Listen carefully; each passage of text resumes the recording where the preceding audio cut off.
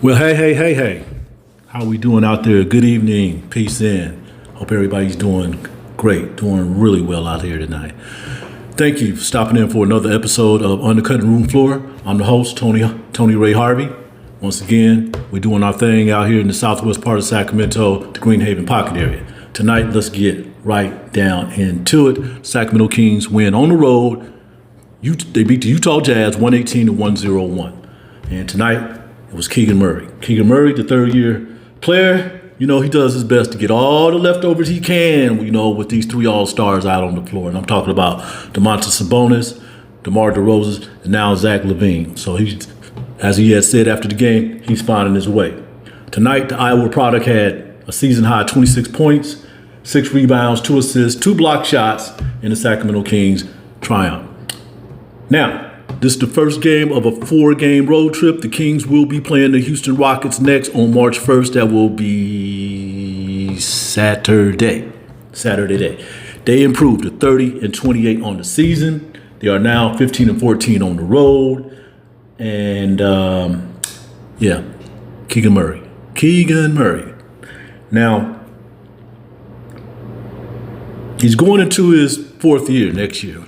Just moving a little ahead, on his situation right now. So he's in the 3rd year of his 4-year rookie contract. So it's going to be getting paid just about $9 million. Okay, going into that last year of that contract, he should be getting about close to $12 million.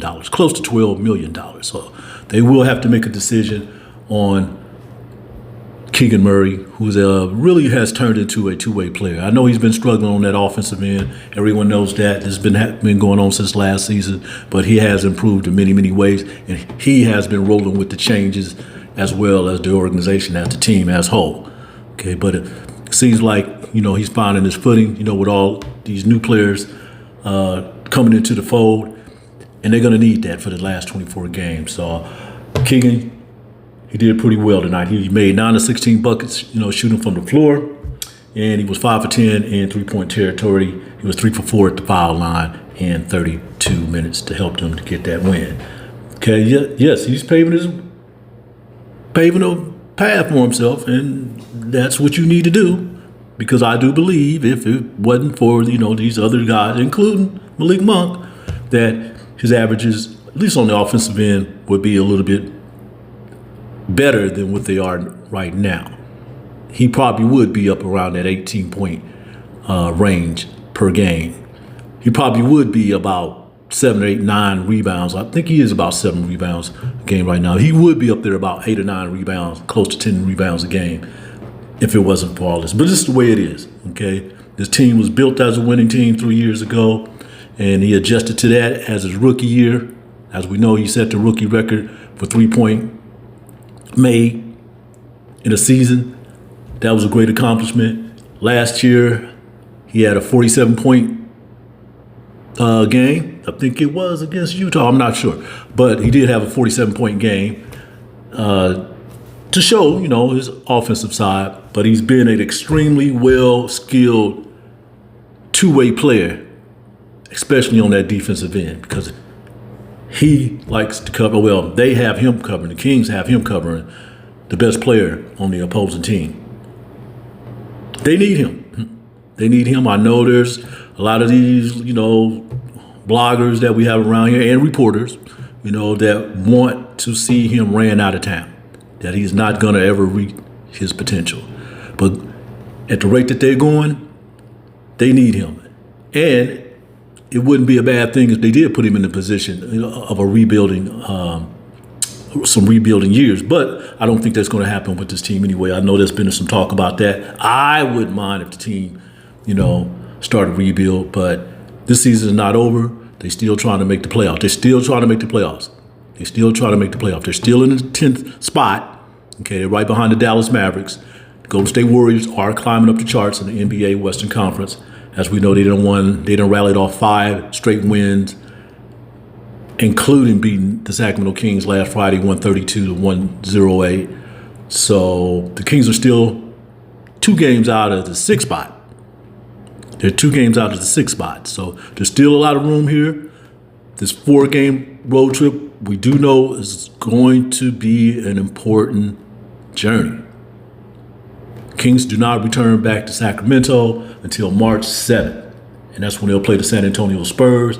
And most likely, they will meet the guy that they traded there who wore Sacramento Kings uniform for 7 seasons, De'Aaron Fox.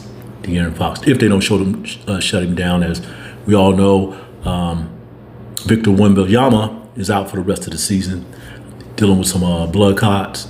I'm still praying for him and his family, for a recovery for next season. So we'll see what happens with that. But San Antonio is a few games behind, the Kings behind in the 10th spot. I really don't see any reason why De'Aaron will want to play anymore, but that's his call. He does have that finger issue that he's dealing with, and he's going to have some serious surgery on that. But it will be nice kind of, see how that looks in G1C when he does come, or if he does come, March 7th in the San Antonio Spurs uniform. Okay, well, tonight, Zach LaVine, he had 22 points, as we know the other night, against the Charlotte Hornets.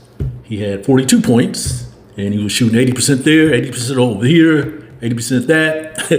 Just a great game by that. That was his best game as a Sacramento King. But tonight he had 22 points, 8 rebounds, 3 assists. DeMar DeRozan, he had 19 points, 6 rebounds, and 8 assists, who, as I said before, improved to 30 and 28 on the season. Jonas Valanciunas, he comes off the bench. He had 15 points, 7 rebounds, and 2 assists. So that's his best game as a Sacramento King. And he did that on the road against the Utah Jazz. Okay, the Kings got a little 2-game winning streak going on. And as I said, they are on a current 4-game road trip. The next stop is in Houston. The Kings are now 17-10 under the guidance of interim leader Doug Christie. 17-10. 17-10. So it has been like that since he took over December 22nd. Walker Kessler for the Jazz. He scored 25 points. He pulled down 14 rebounds, and he handed out 5 assists for the Jazz, who fall to 14 and 44 on the season. They are 7 and 22 at the Delta Center. KJ Martin, Kenyon Martin's son, he had 16 points, and Bryce Sensabaugh finished with 12 points. Yeah. I'm only worried about what the Kings is going to do and what they're going to do from here with these last 24 games. They did hit the 30 mark. In wins. So in 24 games, I don't see any reason why they can't hit the 40 mark in 24 games. I really don't see any reason why they couldn't do that. You hit the 42 mark, you're right at 500 for the season. 43, you're over 500. 45, you should be looking good in the playoffs. You should be up around that 6, 7, 8 spot. And I'm not even thinking about this, this 9 or 10 thing that's going on. I mean, it's there. I'm not going to say it's there for the taking, but they really control their own destiny. They do. So let's just see what happens, what goes on from there. I'm not going to do a lot of talking tonight. I could go over this, this whole game, but this team, as I mentioned, is 14 and 44. Okay, so that's 2 games in a row. The Kings played some teams that have lost 40 games already, and the season is not all over. The other being the Charlotte Hornets. So, but they are in 10th spot. Let's see if they can keep moving. They're only two games behind the 6th spot in the NBA Western Conference. They have had a couple practices. Matter of fact, they didn't have 3 practices, but they had 2 back-to-back practices. Then they had a practice before they left for Utah. So things seem like they're, falling in place. Things is taking shape, taking a form right now. They're getting to know each other's tendencies and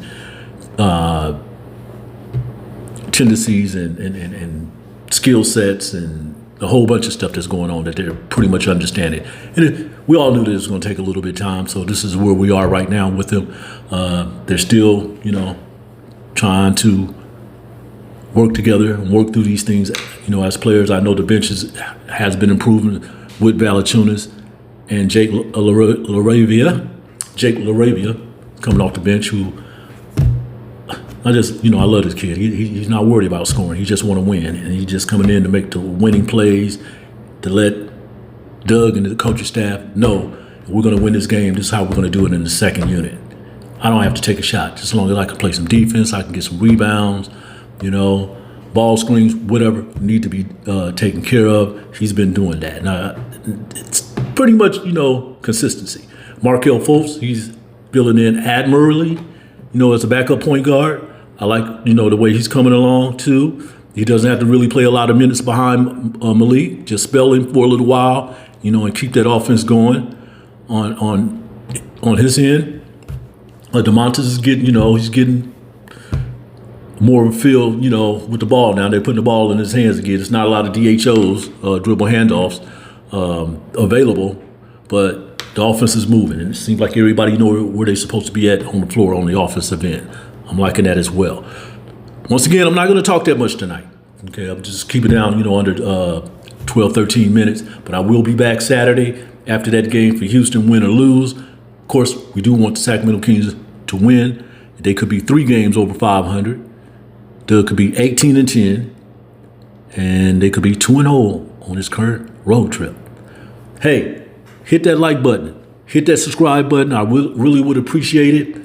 We're still coming along. As I said, I'm still going to keep this little system going on. Still working on, my office space to, start doing a podcast there. That's going to happen. I hope it happens before the season is over. I do wish everybody well. Once again, thanks for tuning in and listening to what I got to say. These digital commentaries, they really do mean something to me, and I hope it means something to you. Peace out. I'm out.